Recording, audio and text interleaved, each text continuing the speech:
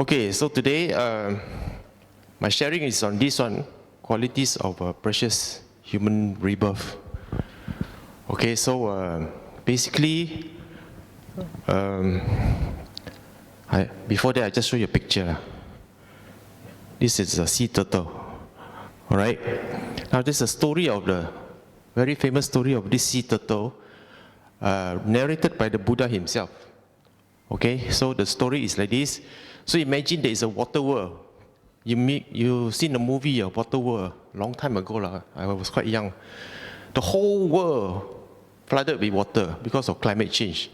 No more land, everywhere water. Okay, so imagine the Buddha said, the world become like that, everywhere water, And then you throw a yoke, how you say, a ring, bangle like that. You throw into the sea, right?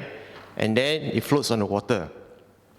The wind blows south, wind blow east, wind blow north, wind blow, That means the thing is floating like that on the water, not in one position. So the wave is quite strong also. So imagine ocean, not just a small sea, big ocean, and then you only got one bangle floating on the ocean, and it's not steady. And of all the time, there's this one turtle, he comes up to breathe once in 100 years. To breathe once in 100 years. And of all the place in the world, when he come out to breathe, he go and let the bangle hang on the neck. So the Buddha asked this question, what is the chance of this happening? What's the chance of this happening, right? And the monk say, very rare, by chance, by coincidence only. Correct or not? So the Buddha say in this sutta, they call the Chikala Sutta, it's called the hole. The hole means the bangle. The turtle come out to breathe once in 100 years, and then get his head stuck in the bangle while the thing is floating on the water. It is equal to the preciousness of your birth. All of you, single one of you here. Every single one of you, your birth is this kind of miracle. That's what the Buddha say. That's how precious each and every one of your life is. Okay? So if you want to read the sutta, it is here. It's called the Chikala Sutta, the whole Sutta Nipata.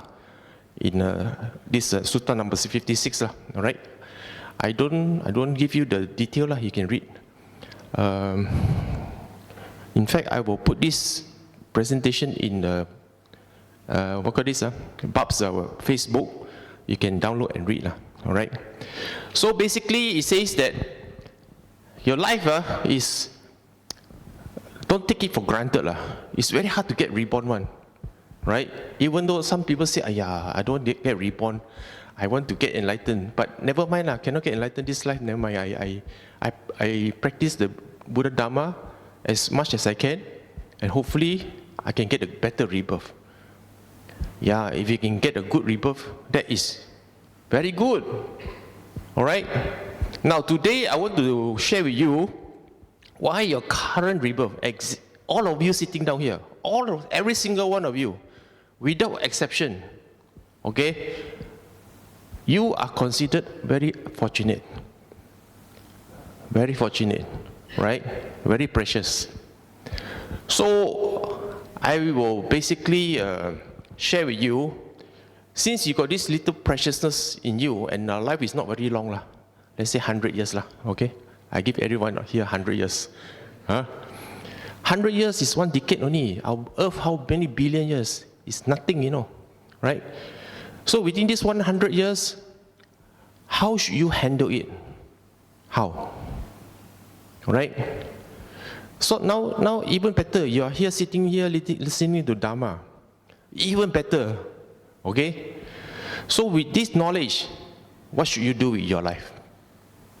Right? So I'm going to go through this thing called, what is a precious human rebirth? Right? So from a Buddhist perspective, it's very unique. It's a valuable opportunity for you to practice spiritual growth and try to attain liberation. It's your chance. One chance only, that's it. right? Some people say, this life don't get enlightened, never mind, next life can. Next life can forget one, you know. Even if you're Sotapanna today, now you're Sotapanna, you only got 7 lives left for rebirth. The next rebirth, you forget you're Sotapanna already. Forget already. But because you're Sotapanna this life, the qualities that you have developed will be carried on to the next life. You'll be a very virtuous person. But you don't know why you're so virtuous. You don't know why you are so kind. You don't know why people treat you so good. You forget already. Okay? Then you start again.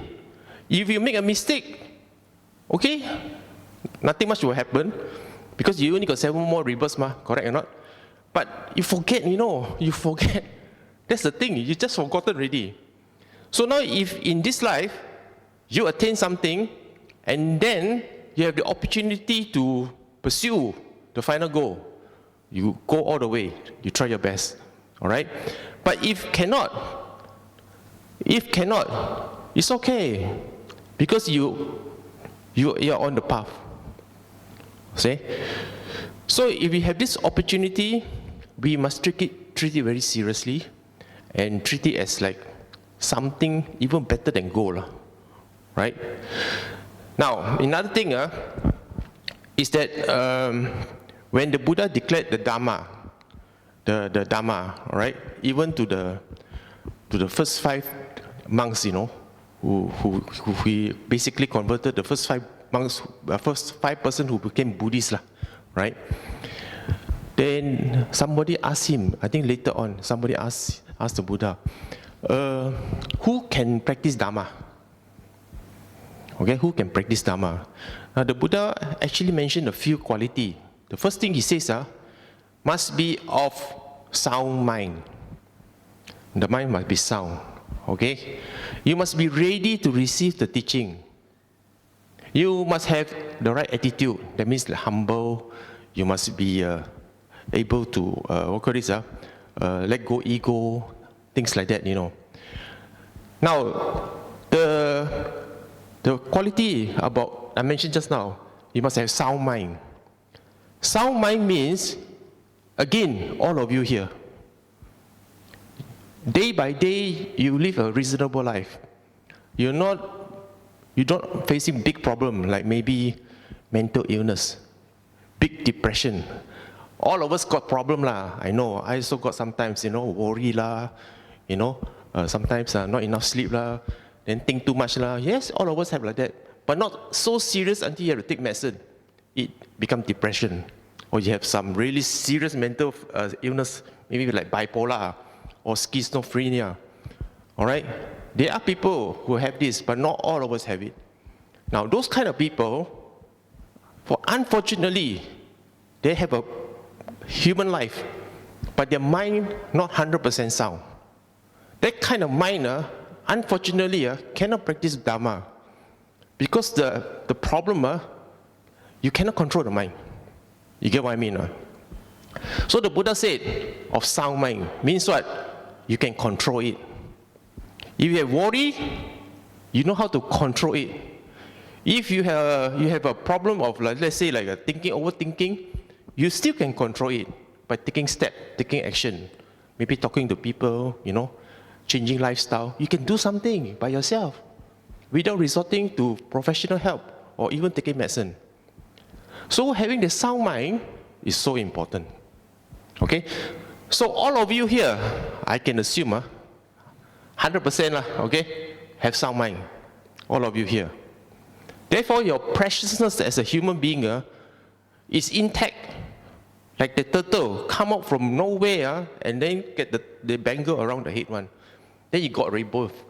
And then you got all the opportunity, you know, in your life to do good thing you know, earn a good income, have a happy family, and then come to temple and learn Dhamma some more. Right? So, here, the Buddha says, we are not looking for perfect people to learn Dhamma. We are looking for people who are in this position, a position as a human being that has experience, the balance of suffering and pleasure, which all of you also experience right now. Correct or not? Sometimes you feel sad, sometimes you worry, but other times also you're very happy. Other times also you enjoy a lot. You have all the joy. Correct? Sometimes you want to give up. Yeah, this life not worth living. But other times he says, wow, tomorrow, gung ho, I'll live for tomorrow. Got up, got down one, you know. Right or not? So this is called right conditions for spiritual practice. Because without this condition of up and down, you will never know positive and negative. Without knowing negative and positive, you will never know what you're doing right and what you're doing wrong. The Buddha said, the Deva got better life than all of us here. But they don't have this condition because their life, every day happy. So the moment you don't have that chance to experience suffering, you know, or a little bit of a distraction or setbacks, the moment you don't have that, you don't have the chance to see the pain, you know, then you got no motivation to improve. Okay? So therefore, all of us here are precious human beings. We have been reborn as a human being. So imagine you're a dog. Okay? Dog also got good life, got bad life, isn't it? I think some of you have dog. Some dogs, your dog especially, got better life than many human beings. Correct or not? I got one friend, got a dog. It's a pom, small dog. Wow, I buy fan for him, you know. Fan. Because she said aircon expensive, so buy a fan for the dog. So the dog, nothing to do, bored, sit under the fan. So happy the face. Let the fan blow, you know. Oh, so good life. Okay? Come back, got people to hug, got people to kiss, got people to play. Every 10 minutes give food to eat. Then got toys, so many toys to play. Then the place is like the whole house belongs to the dog one. I was thinking, wow, such a good life, we also don't have like that. Then I reflect, but this dog, if I talk Dhamma to the fella, I don't understand. Alright? He only know love. I stroke the head, I play and kiss, he kiss me back. Dog love to human, I don't know why so terror one. Dog love is, when they see the owner, like, wow, so happy, you know. I go home, my children, my wife also don't do that to me, correct? What the dog can do like that one, you know, I was thinking, how come? And yet, I feel sad, this guy, you know. I don't know whether can get enlightened and become a Buddha one day or not. It's also a sentient being, right or not? But we give them good condition. But this guy, dog, he got good life only, every day, enjoy, right? Only time maybe he bored when everyone go to work, then he's alone. Does he feel sad or not? Does he feel lonely or not? We don't know. Because dog cannot express feelings. And that's one point. We have this capability. So today, I got 9 points for you. 9 qualities. These 9 qualities define your preciousness as a human being. Alright? I will go through one by one during this 1 hour talk. And then later on, you want to ask question? Can, no problem. Okay? So the first thing is balanced existence, as I told you just now. Right? We have an equal or a similar amount of suffering and pleasure. Without this balance, we will never be able to appreciate pain and joy. Okay? Then we got this opportunity to practice. Nobody forces you to come here. You come by yourself one. Right? You come here so won't earn money one. Correct or not? People say come do some more you have to give money, do dana. Not only cannot earn but give. Okay? So you have opportunity to practice. Then you have potential. Every single one of us have potential to improve. Before you come to the temple, some of you tell me, last time I used to be very angry, now much less. My husband also surprised at what happened to me. You know, you can improve. You got opportunity to be mindful. Suddenly you learn about all this mindfulness, in temple, right? And then you try to practice, can work, the kind of awareness, right? You can practice compassion. You can have a good, kind heart. You're allowed to practice the compassion here. Nobody allowed at you. If you come from a toxic office, you practice compassion there, they spit at you, correct or not? But with this, that quality that you learn, not wasted one. You can change even a toxic office if you are strong enough, right? Faith. Faith very important, because faith gives hope. Without hope, there's no will to live, right? So you must have faith. Then there's this ability to eradicate ignorance. Ignorance. So you got a chance to be knowledgeable. Okay? And then, fourth one here, potential for altruism. Altruism means you care more about people than yourself.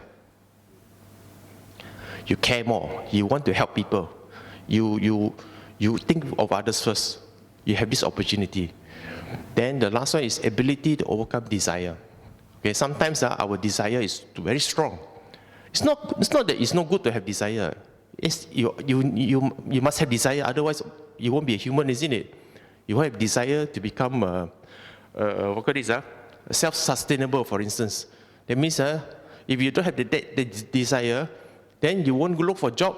Half the time you're sleeping at home, right? So you want to do something, find a good job, take care of family. It's a good desire, but sometimes we overdo it. Right? Some desire is too much of desire. After work, go pub, enjoy.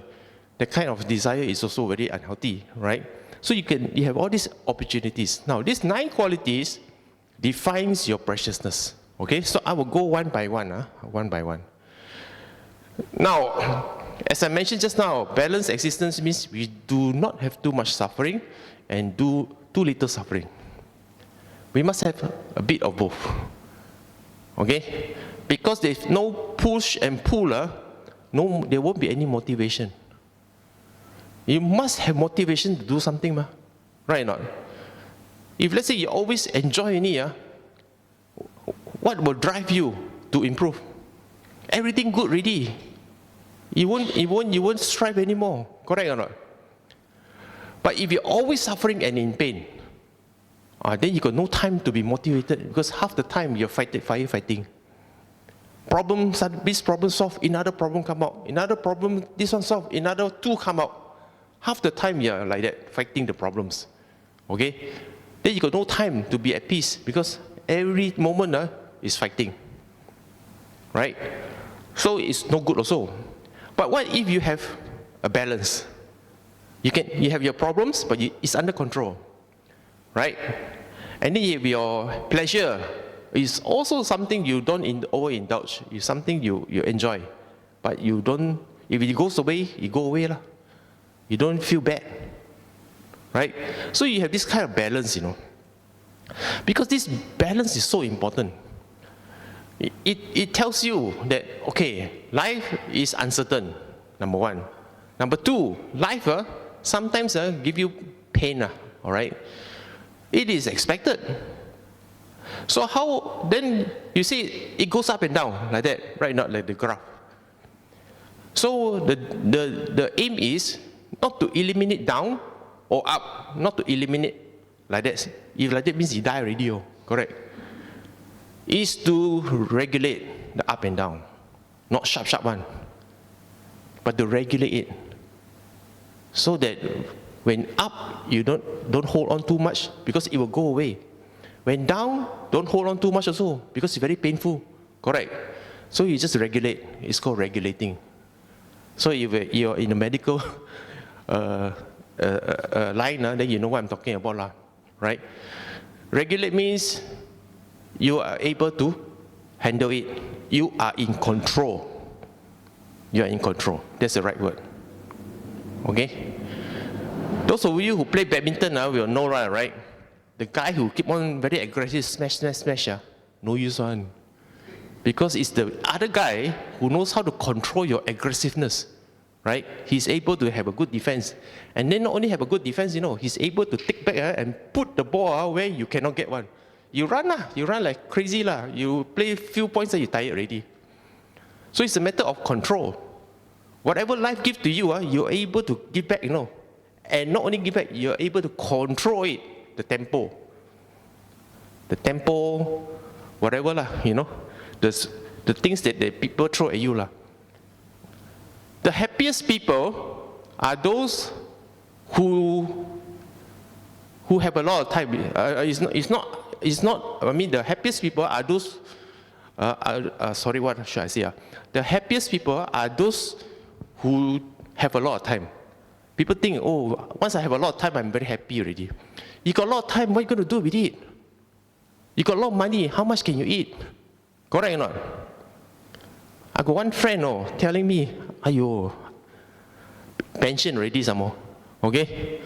I don't know how to sustain my life. I need 20 to 30,000 ringgit a month to sustain my life. Hello, my friend. I don't even eat 1,000 ringgit a month. Me, how you can spend 20, 30,000? Then I look at his Facebook. No wonder. Every other month, either go Australia or go Japan. Go Japan, drink the wine, 5,000 ringgit wine. Yamazaki, I also don't know what name already. Only he and the wife drink. Right? Of course lah, you go Japan every other month or Australia, right? Fly here, fly there. Even you fly, what call this? Not economy. Economy also expensive or not cheap, correct or not? You buy the Japan now, the train ticket also expensive already. So you live this kind of life, surely got not enough lah. Then complain. I don't know where to find money. All the money burn. Sell house, downgrade to apartment, big house, downgrade apartment, just to burn 20, 30,000. How old? My age only. Someone I told him, hey, all of us can live 100 years, You got 30 more years to go. How? Or 40, 40 more years ago. Finish lah, 20, 30,000. You millionaire also not enough. Correct or not? So, it's not about having everything. Happiness is not about having everything. A lot of money, a lot of time. No. Happiness is about what? You being in control. You being in control of your time, control of your wealth, control of your emotion, control of your feelings, control of your mental thoughts. You are in control. That's what makes you, happy. Okay? Some of us feel very sad because we are like being pushed by people. Correct or not? Sometimes you get a call. Come now, let's meeting, come now. You have the power to say no. Don't just simply say, oh, if you say no, you scared offend that person. Okay? Then you go. Then when you go, they can talk nonsense. Half a day, talk nonsense. Talk something you're not even interested in. Right? And then he talk halfway, he sleep. Then you had to watch him sleep. Have you ever had this kind of people before? I met a few, right? After a while, I said to that person, I think not free, no need to talk anymore. Because I go there, I bought you, I made you sleep. I said like that. He said, no, where you go? I'm very interested, you come and talk to me. I said, sorry, I bought you. I always go there, I look at your mouth. Then I see you sleep. And then I feel bad, you have to pay for the drink, then you sleep. So, this kind of thing, what you say, so the person is say no. You have the ability to say no, okay? So, in control is very important, in control. That means, your suffering also you're in control, your pain also you're in control. You get what I mean? That is what you call having the balance. Don't be so feel like, give face. Keep on giving face and you die, I tell you. It's not that you're selfish. Sometimes you want things to be in a way that is productive for yourself, also productive for another person. You know it's a waste of time. Why go there some more? I'm a business owner, okay? Sometimes investor come see my product. Hey brother, your product, tomorrow you can billionaire. He said like that to me, I was thinking, if you ask you for 10,000 ringgit now to do something for my project, I think you also cannot give. Correct or not? Because this kind of investor, not their money, somebody else's money. They talk big only, right?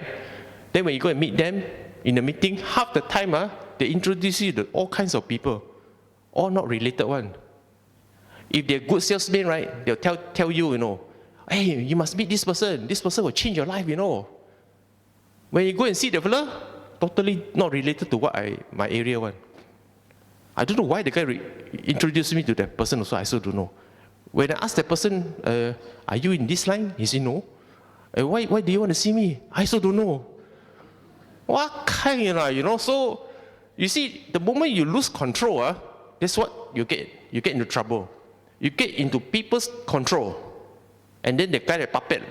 The more you give in, the more he knows. Oh, this fella can control one. Oh, then you're in trouble. You must learn how to say no for yourself. You must know how to say no. After a while, even this, how powerful this person is, whether Tan Sri, Datuk Sri, you don't care. Okay? Don't look at the title, you know. Look at your time. Your time very precious, you know. As a human being, I told you how many? 100 years only, correct or not? It's your time. That's the most precious. Right? Then you decide what you want to do with it. Okay? So, if you're confronted with this sort of people, say no. Or say yes, if it's good. Right? So, balanced existence is something that you all have. Okay? So, make good use of it. Second point, now, with this balanced existence, then you got this opportunity to practice. As I said just now, you come here out of volunteer, correct or not? No one asks you to come, no one pay you to come, right? You don't get ang pao coming into temple, correct or not? You walk out, everybody get 50 ringgit ang pao, like those politicians give you. No, you come here out of your own free will. You must have a reason to come, isn't it? I don't know what reason you have, but you must have a reason to come. What does it mean? It means you have freedom. You can make a choice. You can come 1 hour here. You can also go 1 hour in one Uttama shopping, correct or not? You can go to, say, 1 hour in KL, walk around KLCC, Bukit Bintang, shopping, I don't know, right? Or you can take 1 hour off, watch your TV, your favorite TV drama, I don't know. But that 1 hour you want to spend here, something must drive you to do this, isn't it? Okay? What is that? It's called freedom. Okay? The moment you have freedom and to choose what you want to do, that is precious. So imagine we all born in a country or in a location where got war all the time, you know. You think you got time to sit down like this? Half the time we thinking, yeah, when the next bomb coming? Right? After bomb, no water, no electricity, few days. Correct or not? Then we thinking where to find food, where to find water, how to survive. Don't know whether can survive the next few days or not. Because don't know got sniper around or not. Even in a Western country nowadays, walk out in the street also not safe. New York, Los Angeles, even London, people take knife and simply stab you one for no reason. Also scared to go out now. Right?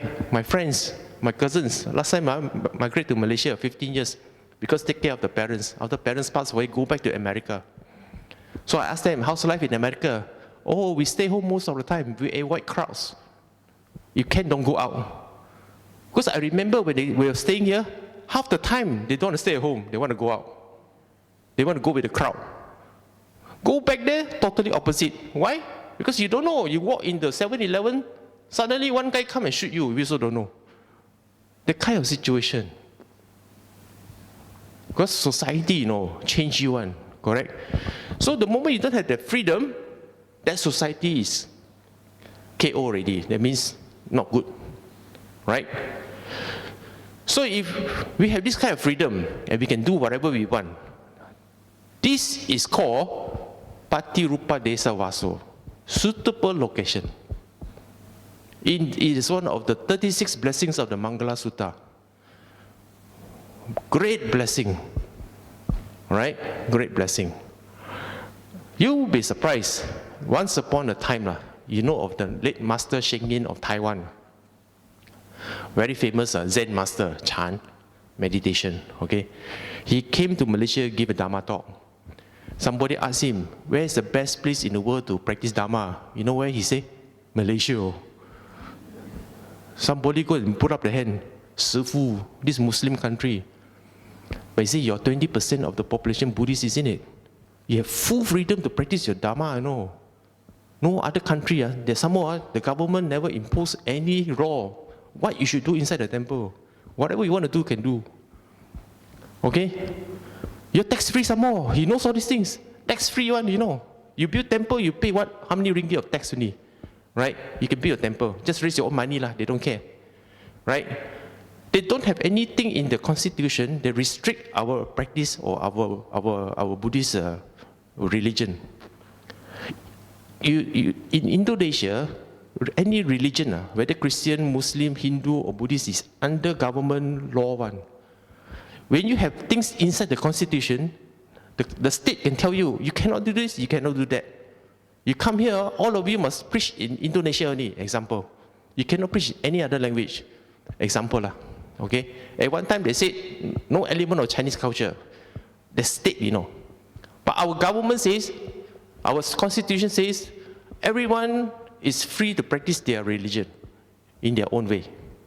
Right? And that's it. Then what laws you have, it's up to you to decide. The temple, the committee decide. So we have this freedom. And then, yes, they impose certain restrictions for monks to come and stay for long term. But they allow the monks to come. You have many coming here, Tibetan monks, Mahayana Chinese monks, Sri Lanka, Thai, so many come and go. Right? We don't have enough monks, so we import the foreign monks. We outsource foreign monks to come here and teach. No problem. Okay? So we have a very good location, okay, to practice Dharma. Some people say green wave, die lah, you go there cannot wear short. Right? But if you go to Kelantan, the Buddhism there are very thriving on, seriously, You have biggest Buddha statues in Kelantan one, Tumpat, Kuala Musang, big Buddha statues, cannot find in Kuala Lumpur, elsewhere one. And the Thai community there, the Thai Sangha, is associated to the Mahasangha in Thailand. Okay? So they are like part and parcel of the Thai Sangha one. Okay? So they have this kind of full freedom. So once you have this sort of opportunity, don't waste it.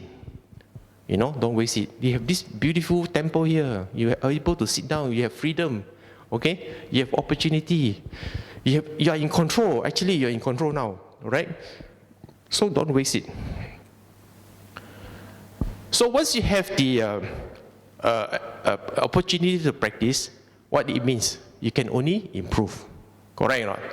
So there are three kinds of improvement. One is self-improvement. Number two is you're able to seek knowledge. And when you do all these things, you can only arise. Your wisdom can only arise. This is very crucial to the path of enlightenment. Nobody guarantee you, every single one of you here. Nobody guarantee that you become enlightened this life. No. But at least you plant the seed. At least you start walking on the path. That's the most important thing. All right? Because without self-improvement, you cannot go anywhere. Okay? Today, you learn about qualities of a precious human life. Already that is called knowledge. You never hear before this thing. What is a precious human rebirth? Some of the quality. What are the quality? Then I'm telling you 9 qualities. Then you are aware that this kind of qualities exist. It's not exist in me. It exists in all of you. Every single one of you can have these things. All right. So now you know you have potential for improvement. Okay. Improve means what? From very angry person become less angry person. From a person who is always worrying become less worry. A person who is always, procrastinate, never mind, tomorrow only do. To someone who is proactive. From someone who is dilly-dally, do things very slow, become more active, more fast. From someone who is a bit blur, become more sharp. From someone who is always not helpful, become very helpful. From someone who is, shy, become less shy. become more outgoing. These are called improvement. One day, if some of you say, I think this brother Lim, I think he gave me quite good motivation. One day I want to stand here and give Dhamma talk. That's what I said to myself a long time ago, when I was young, university. I said, hey, the speaker very good. Somehow everybody listen to him in university. One day I want to stand there and talk, see how? Happen, no? Just 2 years later, it happened already. You must have a goal. Then you strive for it. Okay? Then you train yourself to become public speaker. It won't come overnight one. Right? My father don't dare to see people one. Very shy one. Okay? My mother not much education. How come I'm like this? How come I'm like this? Right? It's about yourself. It's not about where you come from, who you are. It's about yourself. If you have the motivation, you have the drive, many things you can do. All right? So, when I became a public speaker in Dhamma, right? Then I realized my word carries some power. Correct or not? Because sometimes you don't know. After you all pick up what I say, right? Go back and practice. You change already. And then you never tell me. I also don't know. I don't know what happens after this talk. I don't know. I got one story to tell you. I have a friend, my junior. Okay? I was, I think, 4th year giving Dhamma talk in the university. He came in 1st year. 20 years later, he come and see me. I still remember your talk. He said like that. 20 years later, I said, what did I say? I also don't know what I say. Then he quote me, my word. Because of that, I nearly become monk. Never become monk, nearly become. Okay? But he said, no, he never got married. Then he pursued a life of the brahmachari. Wow, I said, so powerful, my word. I also don't know, right? So you don't know. Because no need to become a Dhamma speaker, right, to motivate another person. You can be a father to your children, all right, or be an elder to your family, or you are a respectful person in a group of friends. You can exert leadership by having this kind of thoughts. This kind of thoughts you can share.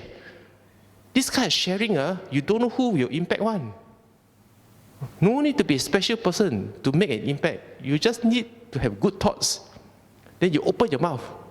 This mouth can use one or no? This one, don't keep shut, okay? Can use one. Open your mouth and share. Once people hear these good thoughts, you don't know what will happen one. I remember one my senior told me, you plant seed, your whole life, you only do one thing, plant seed only. How the seed grow, you let it be. You don't know. You cannot control other people. But you can control. Get a bag of seed, put in your pocket and plant. Means what? The Dhamma that you learn today, now, you go out and plant, share. Don't keep to yourself. Okay? Share. So, self-improvement, seeking knowledge, having wisdom is very important because these are the path towards enlightenment. These are all values of self-improvement. Okay? Next, mindfulness. Yeah. When you are in control, that means you can time yourself. Oh, now I'm very kanchiong. Calm down. Okay? Now I'm very lazy. Don't want to do anything. Lazy, I want to sleep only. Energize yourself. Alright? Energize yourself. Do something more productive. When you have this ability to notice that yourself is too kanchiong, too much energy, or too lethargic, no energy, you do the appropriate thing. When you do the appropriate thing, you try to find balance, correct or not? At the beginning of my talk, balance. You always try to seek balance. You try to modulate. Don't like that. Okay, you try to modulate. So mindfulness is a very, very useful tool to observe yourself. Some people say, oh, mindfulness are very leceh. Sit down, observe breathing, observe your stomach, observe. So boring. But when you train your mind to observe, one day it becomes automatically something that it will do to notice your body. You notice when they teach you meditation, they ask you to teach what? Watch up and down, breathing, correct or not? Anapanasati. Watch what? Rising, falling of abdomen.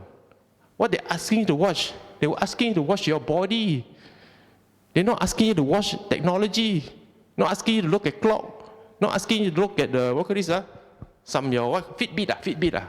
You know, that track your health indicator. No, they ask you to watch your breath. Use your mind, watch up, down, watch. It's your body. Ask you to observe your body. Be sensitive to your body. Correct or not? Linking mind to body. Isn't it? So when people say, oh, Buddha teaching very complicated, 5 aggregate, Nama Rupa, mind, body. Wow, I don't know how to understand this. But when they ask you to meditate, be mindful, be watchful, basically it's asking you to do that. Link your mind to your body. Watch how the body is responding to your mind. Your mind say up, down. Body go down, up. Opposite one. Then you lose concentration. Suddenly K-drama come inside. Correct or not? So you cannot connect. When you cannot connect, you say, this exercise is useless. When you are able to connect with your body and your mind, you are in sync, synchronized. That's what balance is all about, synchronicity. When we are confused, when we are, troubled, that means our body and mind not in sync. You understand? I'm out of breath. Wait. Get a piece of water here. This one. Sometimes the mind too energetic.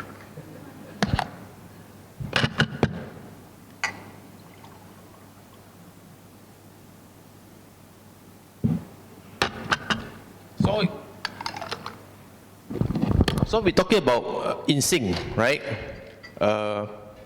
Having the mind and body synchronized. Why we see movement? Have you been on the train? A train, you go on the train and these two trains park side by side. Correct or not? Your train will leave your platform 10 o'clock. The next train, according to the schedule, 10:05. Suddenly, you see movement. Your train haven't moved yet, you know. Because yours is 10:05. The other train 10 o'clock. The 10 o'clock move first. Then you see like a movement. Correct or not? Then you say, how come my train move already? Actually, your train not moving, it's the other train. Right? You're stationary, the other train move. Now, I also been on the train before that move exactly the same time, 10 o'clock. Then move together. But you don't feel any movement more. Because when you look outside the window, the same train still look the same. They move at the same time. So you don't feel any movement. Correct or not?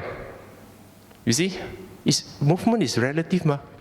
So if you're moving at the same time, at the same speed, at the same velocity, at the same momentum, you don't see any movement. Correct? But if one is not in sync, one move faster, one move slower, then you see movement. This is what it means our life is not in sync. Because the mind and body are not in sync. The mind moves faster, thinking a lot of thoughts. But the body, we're not observing. We just let it be. Because nature, right? So when we practice mindfulness, we are asked to watch mind, watch body, and try to be in sync. When you are in sync, the movements are all synchronized, then as though you are very still. Like everything is still. Everything is stagnant. No, it's not. It's still moving. But because you are synchronized already, therefore, you find stillness. You can only experience this when you practice the mindfulness or mindfulness meditation, okay? So it's not the world stop, The world never stops. It's still continuing. But you experience the synchronicity of mind and body, and therefore you experience stillness. Okay? So, mindfulness is a very useful practice. You try to get close as possible between mind and body so you can modulate your life. Right?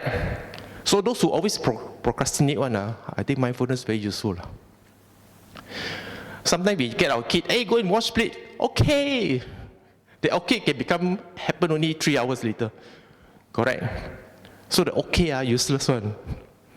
So you must push. Okay means what? 5 minutes? 5 minutes I can tolerate, not 3 hours. Right? That's how we push the kid to do that. But for yourself, how? There's no one to push you. Correct or not? My income tax, okay lah, never mind lah, tomorrow still got time. Tomorrow, midnight, can 11 o'clock can, no problem. 5 minutes only Hello, everybody jam the server at the income tax department there, IRB, then how? Everybody jam, you cannot enter. You cannot even load the website, then how? Then you want to start at 11:58, you panic already. 2 more minutes, 3 more minutes, then you get into trouble. Correct? So no need, don't do that, don't do that. So from mindfulness, once you control yourself, you are able to modulate your life, you can help people already. Okay?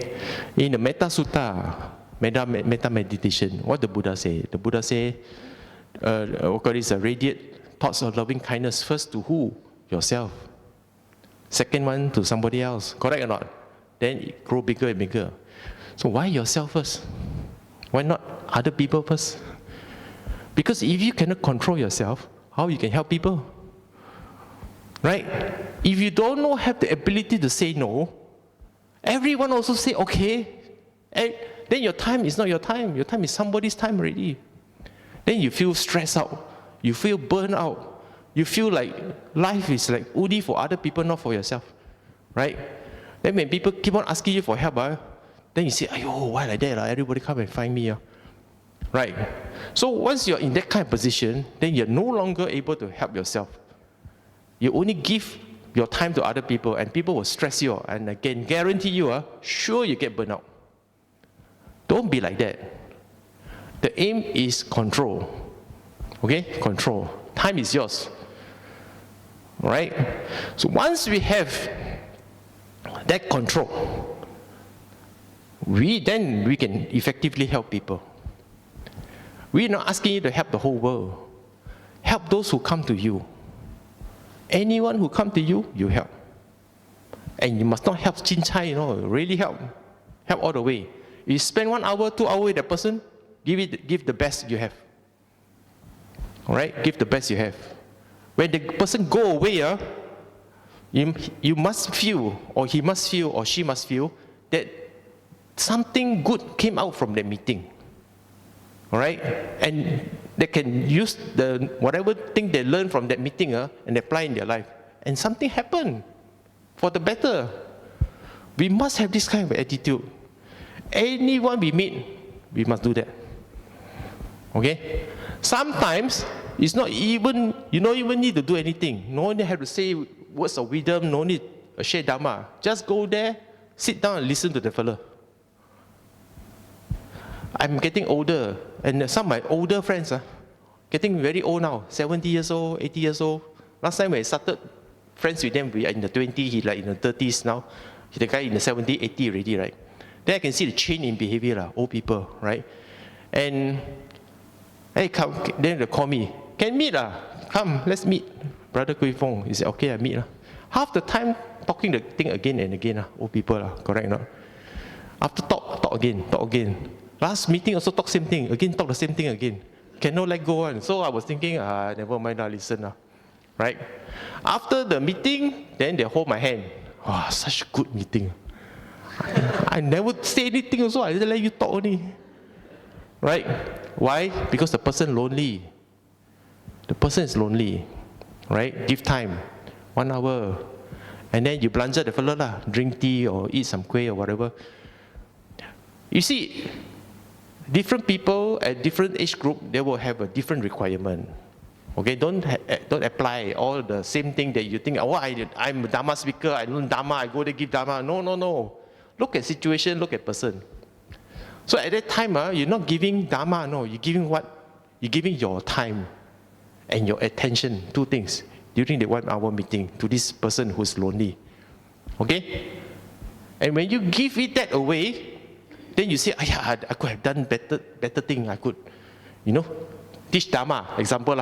I can, instead of teaching Dhamma to 100 people, I could listen to one old man repeating story. Right? No, you don't value like that. You value how that time is spent in accordance to the situation. Okay? Like my father now, 88 years old, 90 years old. Half the time I go there, I don't know what he's talking about, seriously. But he's very happy to see me. Right? So I spend about 2-3 hours a week with him. Just sit by his side. Sometimes no talk also, because he talk halfway there, he sleep. Right? But he know I'm there. Until I want to leave, he know, okay, time to go home already, he know. If you leave early, they say, why you leave so early? Even 10 minutes early also he know. Why you leave 10 minutes early, right? They're counting time,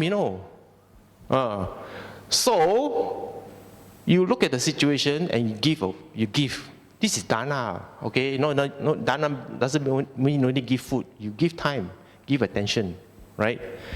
So compassion is like that.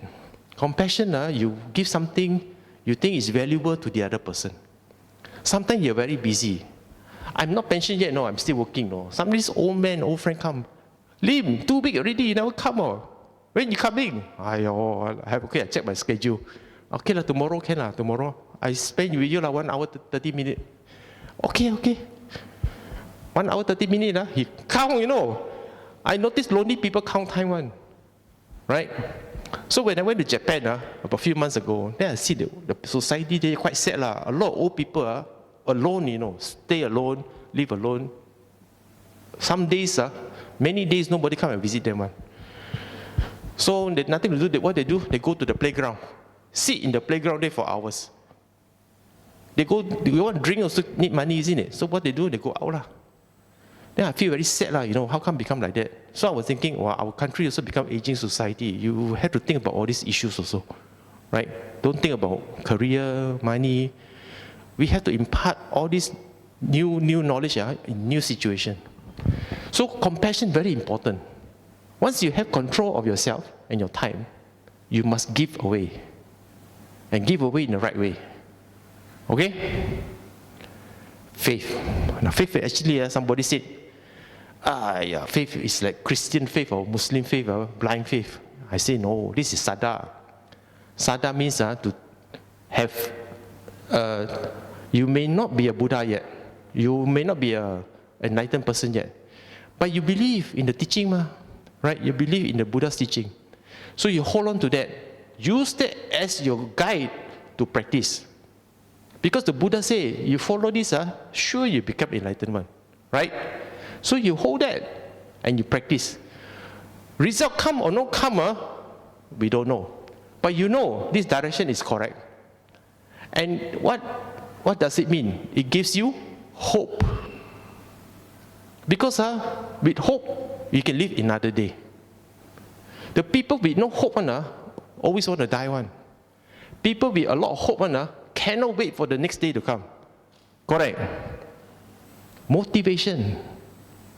So the moment you have hope, you have direction, you have a method, you have a plan already. Once you have a plan, you know what to do. Therefore, you cannot wait for the next day to come because you want to execute the plan, correct? And want to see the result.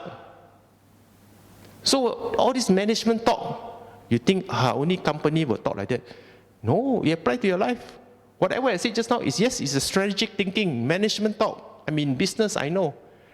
But if you use that kind of method and apply in the Dhamma, it becomes your action plan also. Right? Honestly, sometimes I go to bed, I say I don't want to sleep so much. Tomorrow, early wake up, I do. But cannot also wake up late. Right? But my point is this. You want to do it tomorrow. You are very eager. You cannot wait to wake up. You cannot wait to wake up. Okay? But you need the sleep because you need the energy so that you can do the thing tomorrow well, right? Therefore, faith is very important because it provides you hope, okay? With that things, with the faith, with the mindfulness, with knowledge, then you can do one thing. You have a chance to remove ignorance, okay? Now this ignorance is what is holding you back, all right? Ignorant of what? Ignorant of pleasure, pleasure holding you, enslaving you. You think, oh, pleasure good, but enjoy. But it's holding you, all right? Holding you, you're in pain also, you don't know. Keep on holding you. Then you keep on investing in the pleasure. More and more, then you're in debt. Then you're in trouble, right? So, look at the situation in a very objective way. Pleasure and pain. All right? Pleasure and pain. You must look at it in an objective way. Most of us, we chase pleasure. We avoid the pain. It's our life. Good thing only we want, bad thing we want to throw away. That's why fortune teller can make so much money, because they only tell you what you want to know. Good thing only. Bad thing, they say, okay, you can block this, block that, block this, block that. Right now. That's why you pay so much money for feng shui. Because you want to have a good thing only. This is human nature, right? But we have to know objectively what is this good thing and what is this negative things. And then we try to face it accordingly. Not to chase somebody or not to chase it away. That is our problem. And then we spend all our money chasing for something or chasing away something. But the more you want something, it never comes. Wow, you feel very pain. Things you keep on want to chase away, keep on coming back. Oh, so very pain. Right? Now that is called suffering. Right? So instead of doing that, sit down, close your mind, and start to reflect. Is this what I want or not? Because the moment you chase something, that thing can control your time on, In return, become a monster and control your time. And then consume you in the end. Then you say, why like that already? The moment you unleash a monster, the monster can turn into something else on, you don't know. You think it is good, but it turned into something else already. So this is called, the moment you have ability to be mindful, the ability to control your time, you got a chance. You gain knowledge, you got a chance to eradicate ignorance. Okay? I think got two more. Yeah, two more. So this one here. So potential for altruism is, once you are in control yourself, in control your time, you have knowledge, okay? You can dispel ignorance. Then you can be a selfless person, help other people. Not before. Just now I was mentioning, isn't it? You must show your self-love first, be compassionate to yourself, take care of yourself first. But once you're firm, you're very strong personally, and then what do? Don't keep it all to yourself. You must help. Go out and help people. Singapore Foreign Minister, the old one, during Lee Kuan Yew time, S. Rajaratnam, I think you know not. He say, cow dung, he Indian, right? Cow dung, he always talk cow dung one. He said, cow dung, if we take a whole bunch of cow dung and leave it to the corner of the room there, right? You got big land, but all the cow dung you have, you put in one corner of the land. What happened? It will smell. In fact, it will make that corner rot because too much rich nutrient in one place. Okay? That place is not good. It will rot one, it will spoil that part of the land. But if you take the amount of cow dung and spray it across all the land, little bit by little bit, across all the land, you make the whole land fertilized. You can plant things with it. Okay? So this example talks about our wealth. He uses this analogy for wealth. You got a lot of money, but you keep in one place only. Right or not? Never share with anybody. For what? And then people who know you come up, try to cheat you, scam you, right? Then because they know you got money sitting there, you're not doing anything with it. In the end, also you will lose the money one. But if you take the money and spread it across and let many people benefit, That person who will receive from you may be very little bit, no. But that little bit help that person pass another day, or another week, or another month. You secure a person's life, or maybe a whole family's life for at least 1 month, example. Big difference, That security for 1 month will stop that person from maybe commit suicide. We don't know. Correct or not? So help people once you have that. Then the last one, of course, once you have all these things, we have the ability to overcome desire. Now, this is enlightenment talk already. Okay? I will not elaborate too much. Asking you to eliminate a desire, I think very difficult. Right? We have the ability to destroy all desire for lower personal pleasures and selfish craving. Okay? But you can do it if you want. You can do it if you want. Right? All I'm saying is, everything will lead to this. All the things that we mentioned just now, the 8 other qualities will lead to this. Because the moment you have everything, then at the end, you don't want anything already. Now that's the beauty of the teaching. Because you realize, I want this for what? When the Buddha cut off his hair, become a monk, he was a prince, Everything he had, everything he wanted, he was given. Everything, girls, food, best food, everything, nice house. In the end, what he have? Clothing, 1 bowl, shelter, medicine, 4 things only he have. Because he said that one enough for me to sustain. Alright? So once you have done all that, the end result is this. Okay? So in conclusion, this is the Buddha's word, right? Strive with diligence. The greatest treasure is the mind. Okay? So this is the essence of the precious human rebirth. Your mind. Control your mind, control your time, control your life. Alright? And then do good thing. That's it. 4 things only. When people ask you, what's your goal? 4 things you remember. Control your time, control your mind, control your life. That's it. Your life is like that. Okay? That's your precious human rebirth.